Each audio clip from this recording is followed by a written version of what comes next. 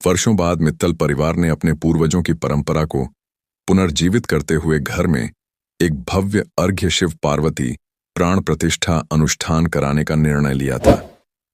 घर में जो सकारात्मकता और तैयारी का माहौल फैला हुआ था वह वर्षों से नहीं देखा गया था।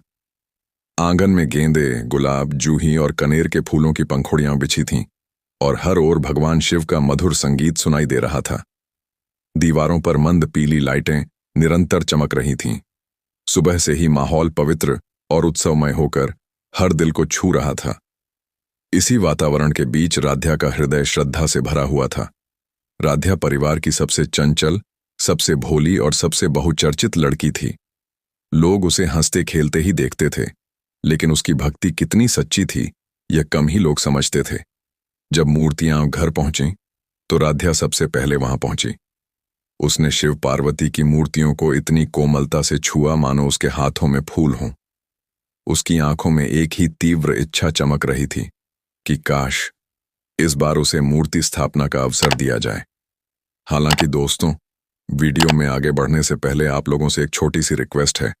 अगर आप लोग भी प्रथम और राध्या को पसंद करते हैं तो अभी के अभी इस वीडियो को एक लाइक करके चैनल को सब्सक्राइब करिए और कमेंट बॉक्स में आई लव राध्या लिख करके राध्या को बता दीजिए कि आप लोग भी राध्या से बहुत ज्यादा प्यार करते हैं।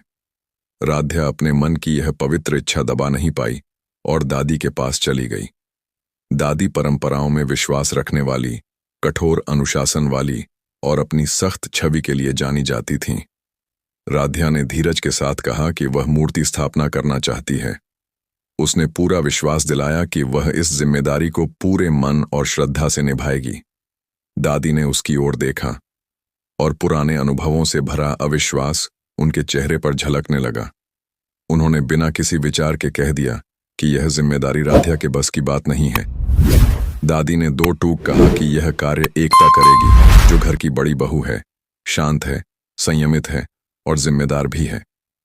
एकता को यह जिम्मेदारी सौंपना दादी को सबसे सुरक्षित लगता था। राध्या का चेहरा बुझ गया, लेकिन उसने कोई बहस नहीं की, क्योंकि दादी के सामने बहस करना उसे उचित नहीं लगा। उधर दूर खड़ी निहारिका यह सब देख रही थी।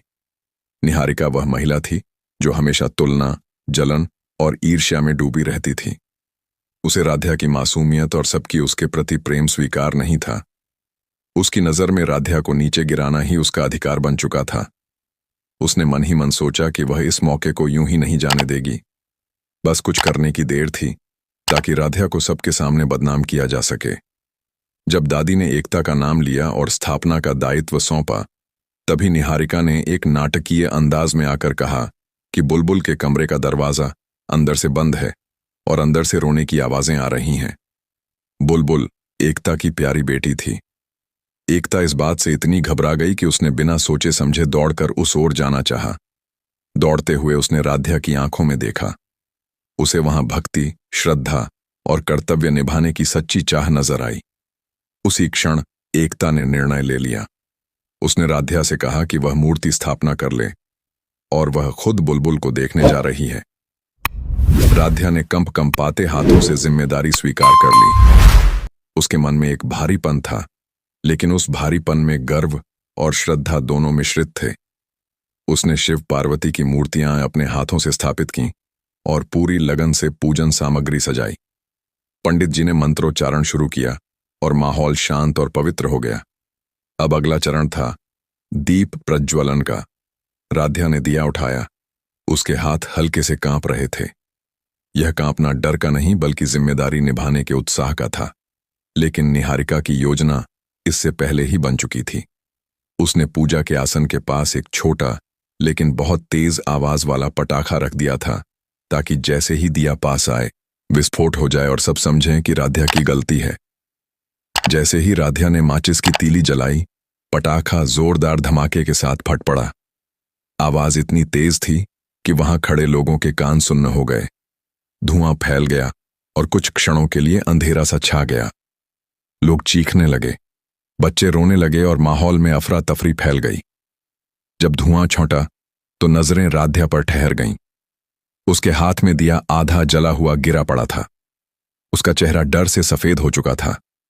दादी क्रोध में कांपते हुए बोली कि उन्होंने पहले ही कहा था कि राध्या यह जिम्मेदारी नहीं संभाल पाएगी।